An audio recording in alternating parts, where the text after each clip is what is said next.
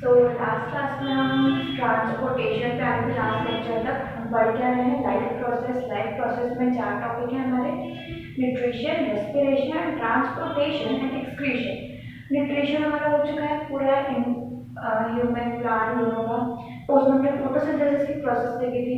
अभी पॉज करके रिवाइज कर लो एक बार पूरी जो केमिकल इक्वेशन है वो ग्लूकोज का फॉर्मूला अच्छे से रिवाइज कर लो। एग्जाम में 1 मार्क क्वेश्चन से काफ़ी बार आता रहता है वो। नेक्स्ट हमने डाइजेस्टिव सिस्टम पढ़ा था पूरा। एक बार जो डायग्राम देख लो समझ में आ जाएगा कि खाना कहाँ से मूव होता है। तो फिर जैसे जैसे मूव होता है वैसे वैसे मतलब उसी प्रोसेस में हमें लिखना है कि पहले बगल कैविटी में जाता है, फिर कहाँ जाता है, इसोफेगस, फिर स्टमक में क्या होता है एंड उसके बाद रेस्पिरेशन देखा था हमने। रेस्पिरेशन में हमारे पास याद हो तो aerobic, anaerobic and lack of oxygen, ये तीनों चीज थी। तीनों के केमिकल इक्वेशन जो थी वो एक बार रिवाइज कर लो बैठ के इसी लेक्चर के साथ ही। मतलब जब मैं बोल रही हूँ पॉज करो, रिवाइज करो, फिर लेक्चर कंटिन्यू करो, ठीक है? करो ऐसे, तो मुझे पता है तुम लोग घर में तो कुछ कर ही नहीं रहोगे, इसलिए प्लीज इसको भी रिवाइज करके चलो। बहुत इजी है, मार्क्स मिलना बहुत स्कोरिंग है। 27 to 30 मार्क्स का पोर्शन आएगा बायो का, सो कर लो। और बोर्ड है, एक बार रिवाइज करके चलो साथ साथ ही। इसके बाद उसमें हमने पूरा एक रेस्पिरेशन सिस्टम देखा था कैसे हो रहा था। ट्रैकिया, लैरिंक्स, नेजल कैविटी, इसके बाद ब्रोंकाई, एल्वियोलीज जो होती है ब्रोंकाई के बाद जो एल्वियोली होती है उनका मेन इंपॉर्टेंट काम क्या होता है वो एक बार देख लो। नेक्स्ट अपन आ गए थे ट्रांसपोर्टेशन पे। ट्रांसपोर्टेशन में सबसे इम्पॉर्टेंट जो मैंने पढ़ाया था हार्ट का डायग्राम, उसमें जो ये बताता है कि डीऑक्सीजनेटेड ब्लड कहाँ से आता है। फिर ब्लड कलेक्ट करने के लिए जो ऊपर वाले वेंट्रिकल्स, आर्टरीज जो है वो पहले एक्सपैंड होते हैं, फिर वो कॉन्ट्रैक्ट होते हैं, फिर डीऑक्सीजनेटेड ब्लड कहाँ से आता है। तो बैठ प्लीज आप जब जितना पढ़ाया रिवाइज करो, फिर आज की क्लास स्टार्ट करते हैं, ठीक है? आज की क्लास में हमें क्या, अपन ट्रांसपोर्टेशन में है। ट्रांसपोर्टेशन में अपने हार्ट और ब्लड लिख किया था। दो चार चीजें हो रही है वो आज लिखने जाना है। क्या क्या है वो एक बार फिर से मैं दिखा देती हूँ, हेडिंग डाल दो। ट्रांसपोर्टेशन में अपने ब्लड हो गया था, ब्लड कवर करने का पहले क्या था उसमें plasma, platelets, blood cell. Blood cell में कौन कौन से होते हैं? RBC and WBC. डब्ल्यूबीसी क्या करते हैं? हमारे इम्यूनिटी स्ट्रॉन्ग करने में हेल्प करते हैं, हमारे फाइट बेसिकली उन्हें कहते हैं, बॉडी को फाइट करते हैं, बॉडी की जो जर्म्स आते हैं उनसे फाइट करते हैं बॉडी के अंदर। हमारे आरबीसी क्या करते हैं? हीमोग्लोबिन कंटेंट करते हैं जो ऑक्सीजनेटेड ब्लड कैरी आउट करने में हेल्प करते हैं। प्लाज्मा क्या है? फ्लूइड फॉर्म का रहता है जो फ्लूइड बेसिकली प्रोवाइड करता है जिससे ब्लड को वो प्लाज्मा फॉर्म होता है। प्लेटलेट से क्या होता है? ब्लड क्लॉटिंग में हेल्प करता है। ब्लड हमेशा अगर कोई इंजरी हो जाए, ब्लड बहता ना रहे, इसे ब्लड को क्लॉट कर लेता है। उसके बाद हम कहाँ पे थे? हार्ट हमने पूरा देख लिया था। एक मस्कुलर ऑर्गन होता है, कार्डियक साइकिल में वो ब्रीथ मतलब एक उसका मेन काम क्या होता है? ब्लड को पूरा ब्लड को पंप करना। तो पंपिंग ऑर्गन होता है हमारा हार्ट। लेफ्ट हैंड की फिस्ट के बराबर हमारा हार्ट होता है। इतनी बड़ा हार्ट होता है, सबके सुना हुआ है, किसी ने पहले नहीं सुना है तो अभी सुन लो। तो हमारा लेफ्ट हैंड की हमारी जो फिस्ट होती है उतना बड़ा ही बॉडी में हार्ट होता है। और अगर बहुत इंपॉर्टेंट काम होता है इसका, ब्लड जो पूरा ट्रांसपोर्टेशन का, हमारी एनर्जी, वेस्ट सबको ट्रांसपोर्ट करने में ब्लड हेल्प करता है और उसको जगह पहुंचाने के लिए क्या काम करता है? हार्ट काम करता है, ठीक है? उसके बाद जब हम इसके बाद जो पढ़ने वाले वो क्या क्या है? Arteries, veins, capillaries, next lymph. ये 4 चीजें हैं पढ़ने वाले हैं। अब ये क्या क्या होता है? आर्टरीज क्या होता है? थिक होता है, थिक वॉल का होता है बेसिकली। चलो, ब्लड ट्रांसपोर्ट करता है वेस्ट मटेरियल, फूड हमारा। ब्लड कैसे हेल्प से ट्रांसपोर्ट करता है? हार्ट की मदद से पंप करता है। तो हार्ट जो होता है अपनी पूरी बॉडी में ब्लड पहुंचाता है, पर कहाँ से पहुंचाता है, कैसे पहुंचाता है? आर्टरीज की हेल्प से। आर्टरीज की हेल्प से मतलब कैसे? छोटे छोटे पाइप के फॉर्म में होता है। ये पाइप के फॉर्म में, पाइप के थ्रू ब्लड जाता है। हमारे घर में नल से पानी आता है और इलेक्ट्रिसिटी की वायर्स लगी होती है क्योंकि ट्रांसपोर्टेशन ऐसे ही होता है। तो हमारी बॉडी में ट्रांसपोर्टेशन कहाँ से होता है? आर्टरी से। तो जितना भी ऑक्सीजनेटेड ब्लड होता है वो आर्टरी से हमारी पूरी बॉडी में जाता है, ठीक है? आर्टरी से। वेन से क्या होता है? वेन से हमारा पूरा डीऑक्सीजनेटेड ब्लड जो होता है वो वेन से हमारी बॉडी के अंदर आता है ताकि वो फिर से ऑक्सीजनेटेड हो सके। कैपिलरीज क्या होती है? आर्टरीज ही, आर्टरीज थोड़ी मोटी होती है, वही जब छोटे छोटे और छोटे छोटे ब्रांचेस में डिवाइड होती है तो उन्हें कहते हैं हम कैपिलरीज। आर्टरीज ही जब छोटे छोटे पार्ट्स में एक सिंगल सेल की वॉल में डिवाइड होती जाती है रूट्स की तरह। बेसिकली एक छोटा सा ऐसे एग्जाम्पल दे रही हूँ मैं। मान लो अगर रूट, प्लांट की रूट्स होती है ना, उसको मैं एग्जाम्पल दे रही हूँ, ठीक है। मान लो अगर ये जो है बड़ी बड़ी जो है ये है मेरी आर्टरीज, तो अपनी रूट कैसे होते हैं? ये फाइब्रस रूट जो होती है कैसे इसी के पार्ट होता है। फिर ये जो छोटे छोटे पार्ट्स हैं ये मेरी कैपिलरीज। तो आर्टरीज की एक्सटेंशन को कैपिलरीज कहते हैं। और लिम्फ क्या होता है? क्या होता है ना, कैपिलरीज जैसे हैं यहाँ पे, अब इसमें बीच बीच में थोड़े गैप्स रह जाते हैं कभी कभी, ठीक है। तो वहां से कुछ जो फ्लूइड होता है, कुछ जो प्रोटीन होता है, कुछ जो चीजें होती है वो लीक हो जाती है, तो उसी लीक प्रोटीन को हम क्या कहते हैं? लिम्फ कहते हैं, ठीक है।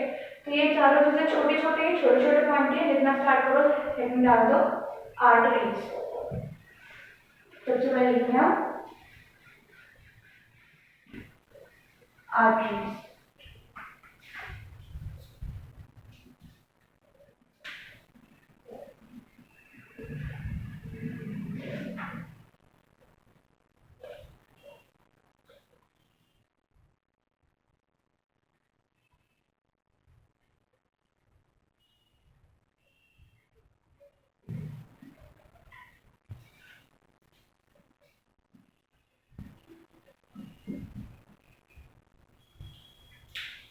लिखना स्टार्ट करेंगे, हेडिंग डाल दो, कॉपी पेन निकाल लो। अगर अभी भी रिवाइज नहीं किया है तो एक बार पॉज करके वीडियो आज की क्लास स्टार्ट करने से पहले एक बार प्लीज जितना चैप्टर अभी तक हुआ है रिवाइज कर लो, फिर यहाँ से स्टार्ट करना वीडियो, ठीक है।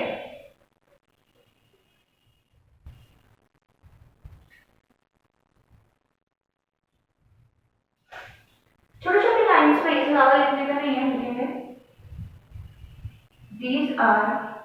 these are thick walls।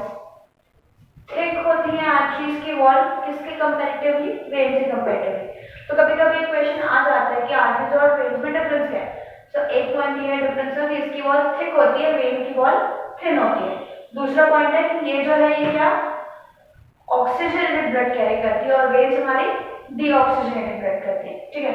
तो these are of thick walls, these are of thick walls, comma, carry oxygenated blood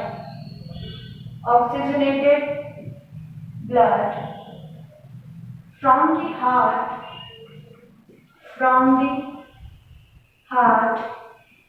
to the whole body, oxygenate तो मेन इंपॉर्टेंट पॉइंट है। सबसे पहला ये कि थिक वॉल होती है, नेक्स्ट ये ऑक्सीजनेटेड ब्लड कैरी करती है। इसी का एक पॉइंट है पल्मोनरी, इसमें चेक कर लेते हैं।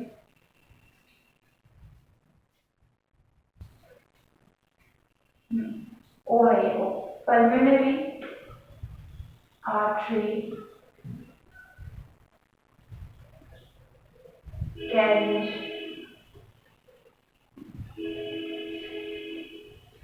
deoxygenated blood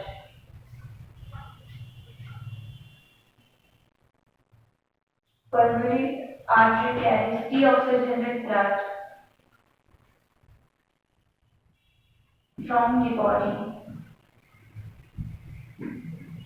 to heart। अब ये क्या होगा? सिर्फ एक ऐसी आर्टरी जिसका नाम है पल्मोनरी आर्टरी, सिर्फ ये एक आर्टरी है जो डीऑक्सीजनेटेड ब्लड कैरी करती है। बाकी सारी आर्टरी जितने भी हमारी वो क्या ऑक्सीजनेटेड ब्लड कैरी करती है, ठीक है। साथ साथ मिलते जाएंगे। इसी का ही फर्स्ट पॉइंट है आर्टरी, ये लिखवा दूंगी मैं। वेन्स भी, वेन्स भी कनेक्टेड है, ठीक है। वेन्स लिखेंगे,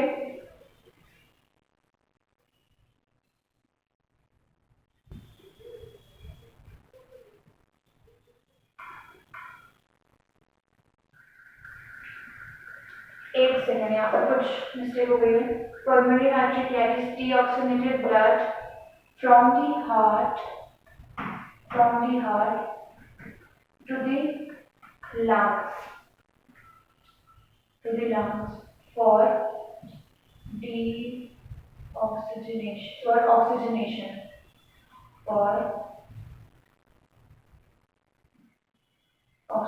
इसका मतलब क्या? देखो, पूरी आर्टरी जो है हमारी बॉडी में फैली हुई है, ये ऑक्सीजनेटेड ब्लड जो है पूरा हमारी बॉडी में फैलाती है, नॉर्मल सारी की सारी आर्टरी। पर एक पल्मोनरी आर्टरी एक वो आर्टरी है जो जब वेन से डीऑक्सीजनेटेड ब्लड हमारी बॉडी में आएगा तो वो चीज और डीऑक्सीजनेटेड है, अब उसको ऑक्सीजन कहाँ मिलेगा? लंग्स में मिलेगा। तो वो डीऑक्सीजनेटेड ब्लड लंग्स में कौन पहुंचाता है? पल्मोनरी आर्टरी, ताकि फिर से वो ऑक्सीजन उसको मिलता है और ऑक्सीजनेटेड आर्टरी बन जाए, सॉरी ऑक्सीजनेटेड ब्लड बन जाए। तो यहाँ पे मतलब क्या कंफ्यूजिंग हो रहा होगा, मैं एक बार फिर से आराम से बोलती हूँ। आर्टरी जितनी भी हैं ऑक्सीजनेटेड ब्लड हमारी पूरी बॉडी में पहुंचाती हैं, ठीक है, और जो वेन्स हैं वो डीऑक्सीजनेटेड ब्लड हमारी बॉडी में पहुंचाती हैं। हमने हार्ट के डायग्राम में पढ़ा था कि लेफ्ट साइड जो होता है वहाँ पे सारा ऑक्सीजनेटेड ब्लड का काम होता है, राइट साइड जो होता है हमारा डीऑक्सीजनेटेड ब्लड का काम होता है, ठीक है। तो जो राइट साइड का डीऑक्सीजनेटेड ब्लड है वो कौन पहुंचाता है ऑक्सीजनेशन के लिए? Pulmonary artery. तो वहाँ पे जो डीऑक्सीजनेटेड ब्लड है हमारे हार्ट के राइट साइड में, वो पल्मोनरी आर्टरी वापस लंग्स में पहुंचाती है ऑक्सीजनेशन के लिए, ठीक है। तो सिर्फ वही एक आर्टरी है जो डीऑक्सीजनेटेड ब्लड कैरी करती है, वो भी किस लिए होगी? ताकि वो वापस से ऑक्सीजनेशन हो पाए। कहाँ पहुंचाते हैं? लंग्स में। बाकी सारी आर्टरीज ऑक्सीजनेटेड ब्लड कैरी करती है, ठीक है। वेन्स के बारे में लिखेंगे अब हम।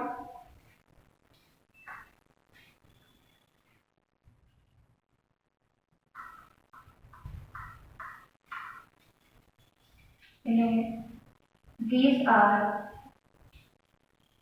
thin wall blood vessels,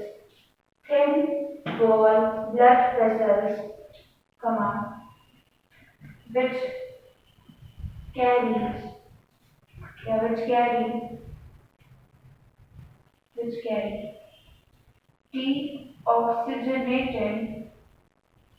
deoxygenated blood from the body to the heart. जितना भी डीऑक्सीजनेटेड ब्लड होता है वो हमारी पूरी बॉडी से कहाँ जाता है? हार्ट में आ जाता है, ठीक है। क्या क्या इंपॉर्टेंट पॉइंट्स यहाँ पे? थिन ब्लड वेसल, नेक्स्ट क्या? Deoxygenated blood. मतलब यहाँ पे एक चीज है कि हमारी बॉडी में मतलब इतना ज्यादा डेवलप्ड बनी हुई है हमारी बॉडी की ऑक्सीजनेटेड और डीऑक्सीजनेटेड ब्लड को कैरी करने के लिए भी अलग से पूरा अंदर वो है वेसल से।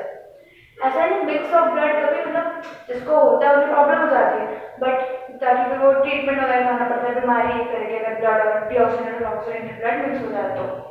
But normal body, human body, अच्छी हेल्थी बॉडी में हर चीज अलग अलग होती है। मतलब इमेजिन करो इतनी सी बॉडी में क्या क्या है, कैसे पूरा डाइजेस्टिव सिस्टम है, पूरा हमारा लंग, रेस्पिरेशन सिस्टम, रिब्स, पूरा हार्ट के पूरे फैले हुए रिब्स हो गए हमारी, वेन्स हो गए हमारे, बहुत ज़्यादा डेवलप्ड है।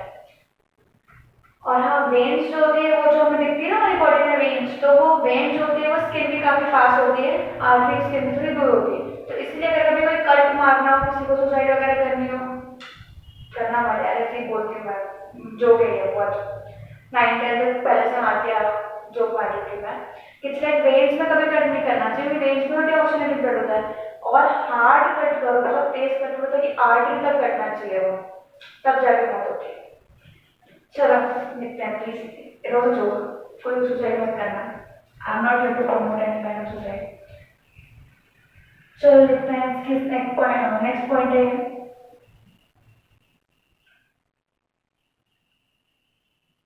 pulmonary vein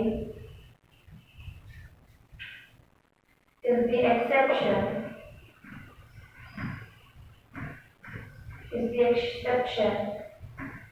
as it carries, as it carries oxygenated blood, oxygenated blood from the lungs, from the lungs to the heart, from the lungs to the heart. Same चल रहा है यहाँ पे पल्मोनरी वेन जो कि वो एक एक्सेप्शन है जो कि यहाँ ऑक्सीजनेटेड ब्लड कैरी करती है कहाँ से लंग से कहाँ के लिए हमारे हार्ट तक पहुँचाने के लिए कैरी करती है ठीक है ये हो गई हमारी आर्टरीज और वेन्स लिख लेंगे इसे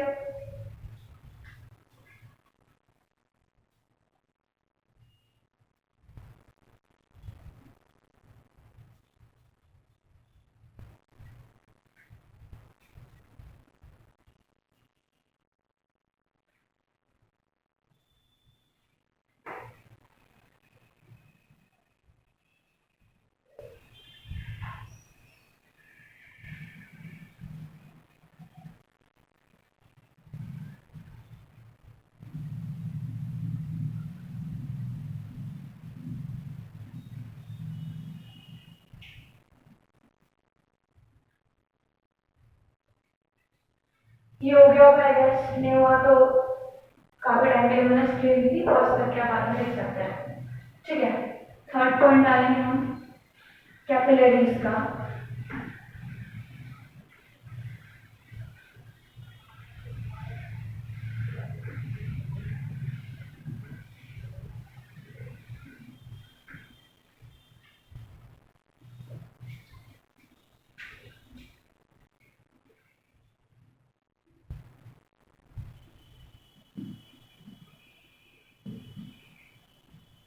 कैपिलरीज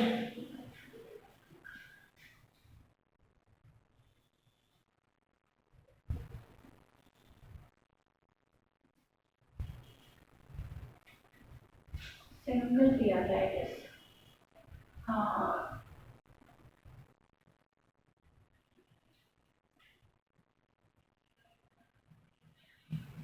कैपिलरीज कैपिलरीज का क्या बताया था मैंने आर्टरीज ये जब आगे चल डिवाइड होती है छोटे छोटे और स्मॉल पार्ट और स्मॉल फॉर्म में तो काम कर जाती है कैपिलरीज में तो लिखेंगे ऑन रीचिंग द टिश्यू और सेल लेवल टिश्यू और सेल 9th क्लास के बहुत बड़े चैप्टर थे तो अगर पढ़े होंगे आपको पता होगा सेल क्या होता है टिश्यू क्या होता है ऑन रीचिंग द टिश्यू और cell level the artery divided into single thick cell layers called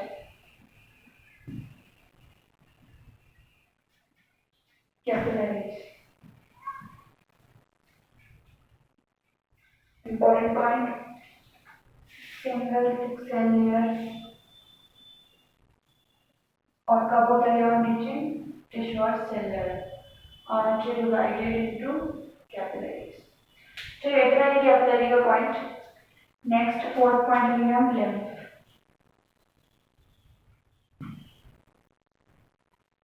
capillary का काम क्या होता है हमारे टिश्यू और सेल के में ब्लड को आराम से पहुंचाना ठीक है आर्टरी जो होती है थोड़ी मोटी होती है ताकि उसमें ज्यादा ब्लड कैरी होता है अगर हमारे छोटे छोटे पार्ट्स में ब्लड चाहिए होता है छोटे छोटे सेल्स में ब्लड चाहिए होता है तो वो कैपिलरी से पहुंचाता है ठीक है अब फोर्थ पॉइंट लेंगे लिम्फ लिम्फ इंपॉर्टेंट है कभी क्योंकि सबको याद रहता है आर्टरी के बारे में वेन्स के बारे में बट लिम्फ भूल जाता है थोड़ा सा लाइक थोड़ा मतलब ऑफ टॉपिक हो जाता है बाकी सब समझ में आता है थोड़ा समझ में नहीं आता है इसलिए इसको याद करना सिर्फ क्वेश्चन डायरेक्ट आ जाता है कभी कभी और क्वेश्चन आता है तो कि आर्टरीज और वेन्स के बीच में डिफरेंस क्या है तो वो दो डिफरेंस में लिखना ही नहीं है तो वो 2-3 मार्क्स से लिखा एक मार्क का और लिम्फ का सिंगल मार्क क्वेश्चन आता है 2 मार्क का तो उसको भी लिखेंगे आप next lymph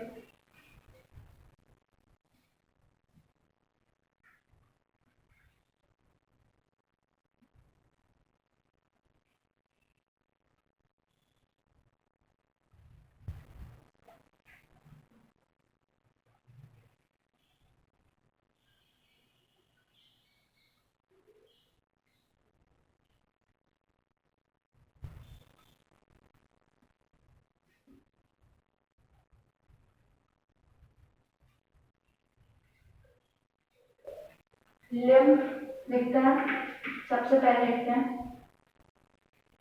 first point, similar fluid structure, similar fluid structure like blood, but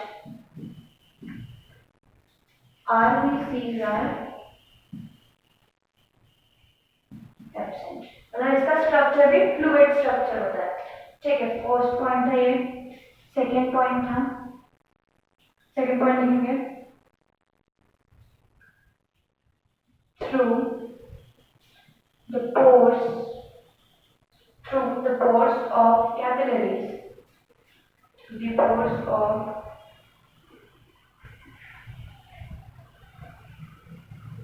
capillaries,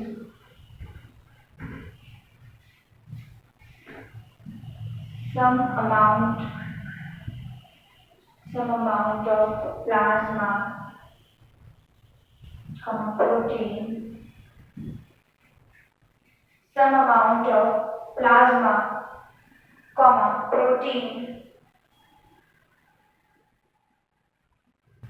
protein and blood cell escapes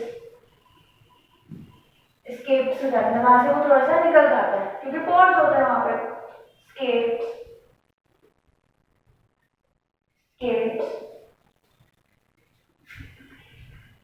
into the intercellular space of the tissue,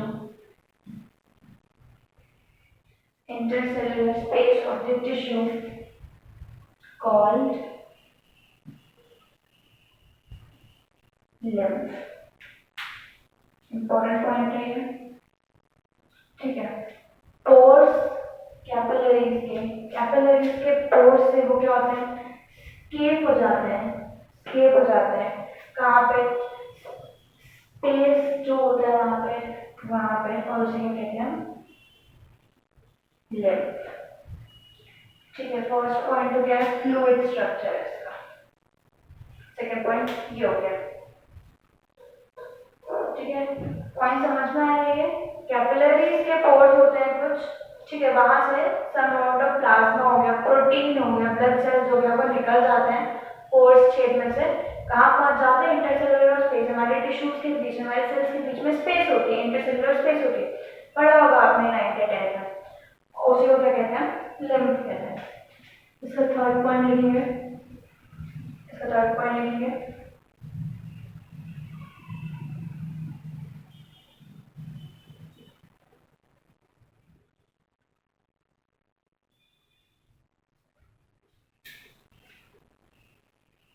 lymph carry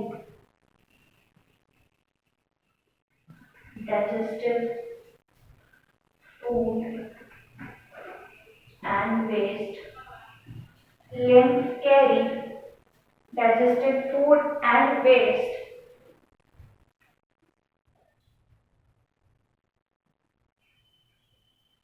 digestive, ये point इतना important है, ध्यान दो। Sorry, इस point को मत लिखो, इस छोटा सा पॉइंट है लिख लो। It helps to maintain immunity।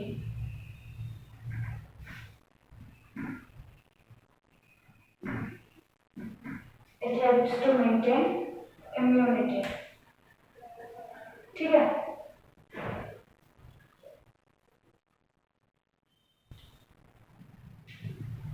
तो ये हमारा होगा कैपिलरीज एंड लिम्फ। तो ये अभी अपना ह्यूमन बॉडी का तब ट्रांसपोर्टेशन था वो खत्म हो गया। प्लांट का ट्रांसपोर्टेशन बहुत छोटा सा, ये तो पास में है, 9th क्लास में बहुत डिटेल में पढ़ा था हमने, ये तो अब भी छोटा ही है। दो टाइप ऑफ टिश्यू से होता है, जाइलम एंड फ्लोएम। प्लांट्स का जाइलम क्या करता है, वाटर और मिनरल्स कलेक्ट करता है, फ्लोएम क्या करता है, फूड ट्रांसपोर्ट करते हैं कहाँ पे, प्लांट्स पे बस। और एक और पार्ट है इसमें ट्रांसपिरेशन दिया हुआ है। ट्रांसपिरेशन क्या होता है, लॉस ऑफ वाटर जो होता है हमारे प्लांट्स के थ्रू, से कहते हैं ट्रांसपिरेशन। तो प्लांट में तो बहुत छोटा सा पार्ट है, थोड़ा सा ह्यूमन पार्ट ही पड़ा था। लिख लिया हुआ है आपने, लिख लो।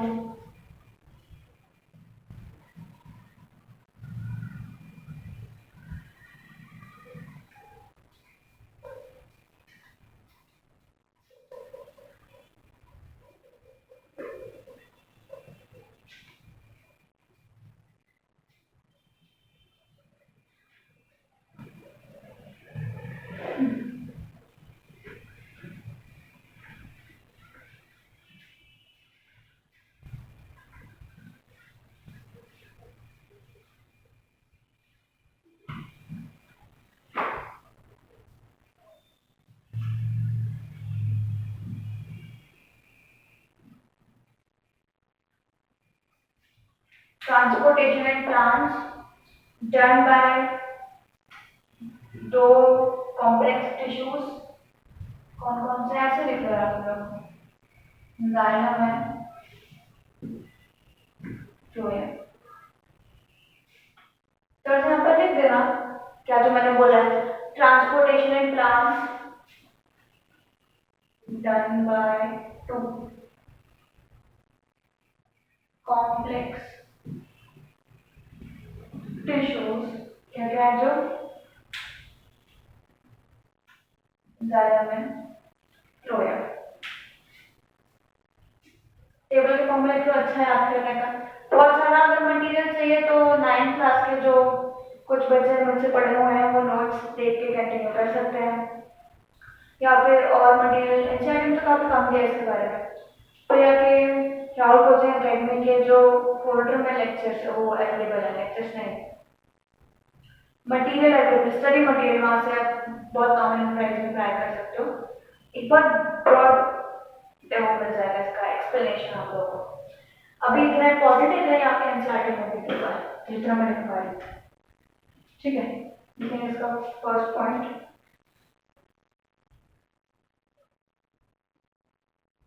जो मैं थोड़ा सा आपको बताइए, it carries water and minerals. It carries water and minerals from the roots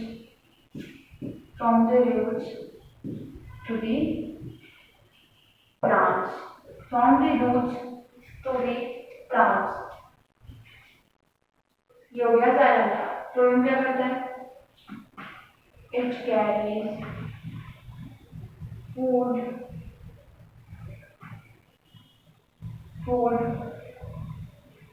from the roots to the plant. ये फूड कैरी करता है।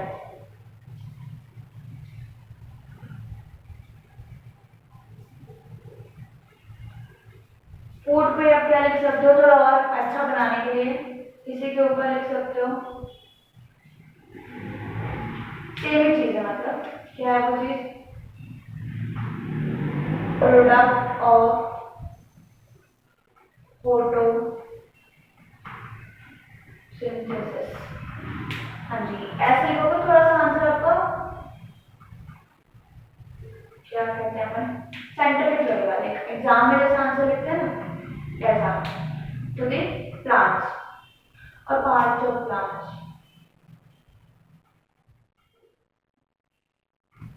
Parts of plants.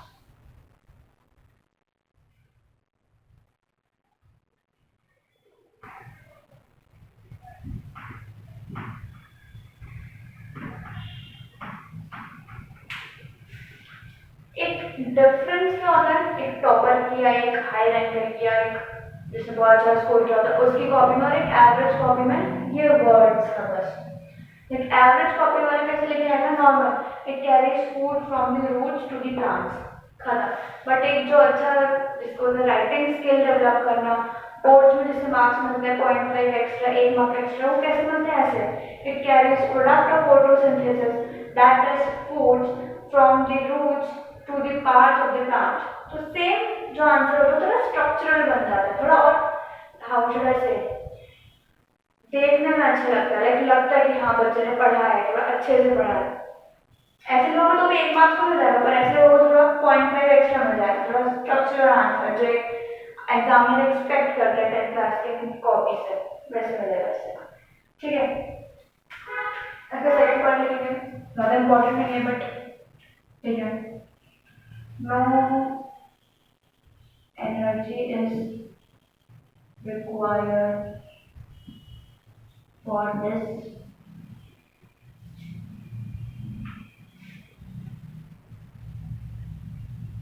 no energy is required for this। क्या मतलब वाटर क्या mineral को transport करने के लिए एनर्जी रिक्वायर्ड नहीं होती है। सेकंड पार्ट इसका, energy is required in the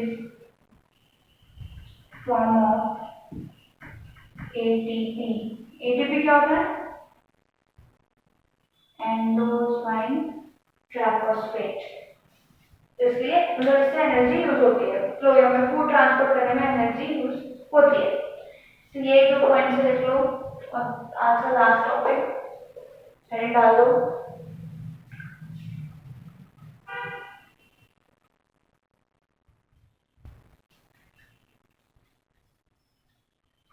तो इजी था, रब कर रही हूँ मैं।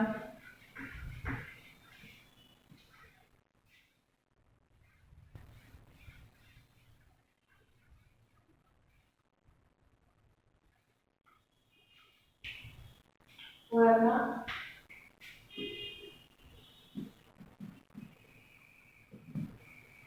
ट्रांसपिरेशन नाइन्थ में बस एक लाइन लिखी होगी कि लॉस ऑफ वाटर, वाटर का जो लॉस होता है, एक्सेस वाटर जो होता है प्लांट में, उसको प्लांट निकाल देते हैं। हमारी बॉडी में जब एक्सेस वाटर होता है तो स्वेट के फॉर्म में, यूरिन के फॉर्म में बाहर निकल जाता है। तो प्लांट के में भी जब एक्सेस वाटर होता है तो वो वेपराइज हो जाता है, कौन से फॉर्म में? ट्रांसपोर्टेशन के फॉर्म में। इस तरीके का था। 10th क्लास में थोड़ा सा और इस ट्रांसपोर्टेशन वाले पार्ट को थोड़ा सा अच्छे से बता देते हैं। लिखेंगे transportation,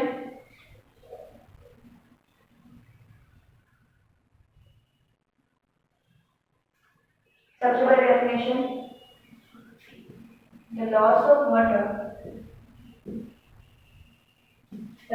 water from the aerial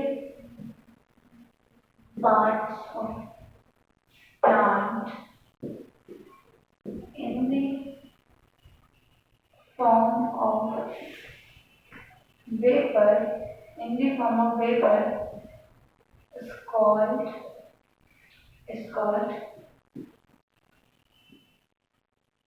transpiration, new है हमारी डेफिनेशन। अब इसके थोड़े से फंक्शंस लिखेंगे, दो ही लगाना नहीं है, functions.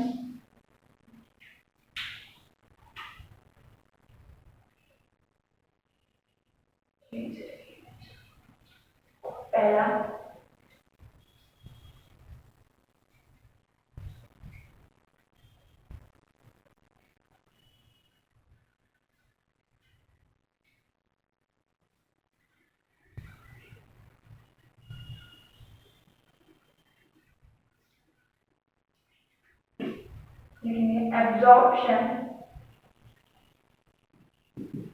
absorption and upward movement of water by creating pressure,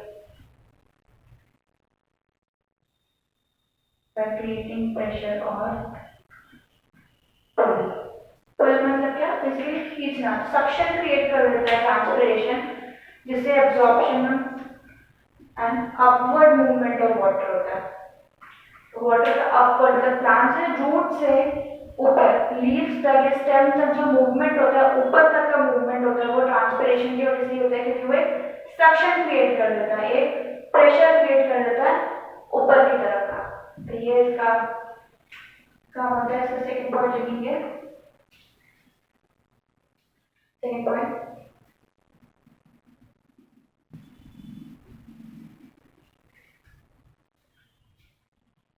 helps in regulating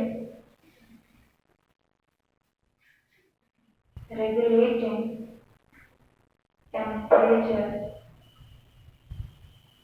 helps in regulating temperature in the plant।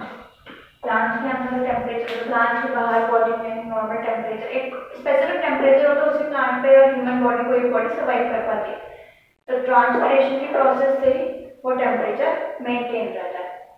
ठीक है, तो ये पॉइंट इसके आज का लास्ट टॉपिक ऐसे नोट या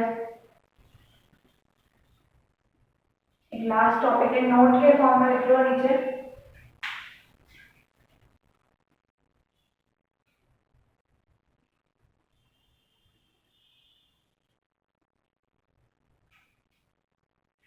लिखेंगे वो transportation of food from leaves to the different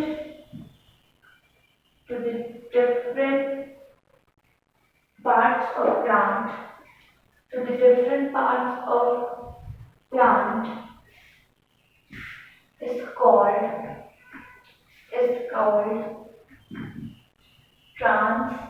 translocation।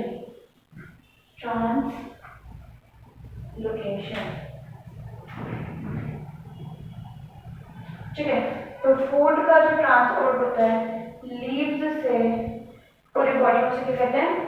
Translocation.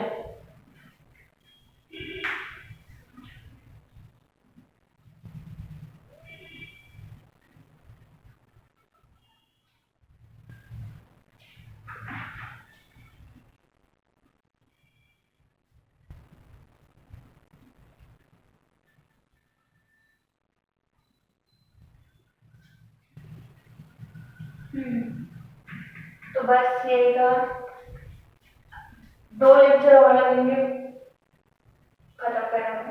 एक लेक्चर हो जाएगा, छोटे छोटे लेक्चर और 2 लेक्चर और लगने वाले हैं। बस एक्सक्रीशन 2 पार्ट्स में हो जाएगा, फिर लाइफ प्रोसेस खत्म हो जाएगा। ठीक है, सो आई होप लिख लिया होगा आपको, तो बाद में लिख सकते हो। तो आज से लेक्चर नहीं खत्म करते हैं। Thank you.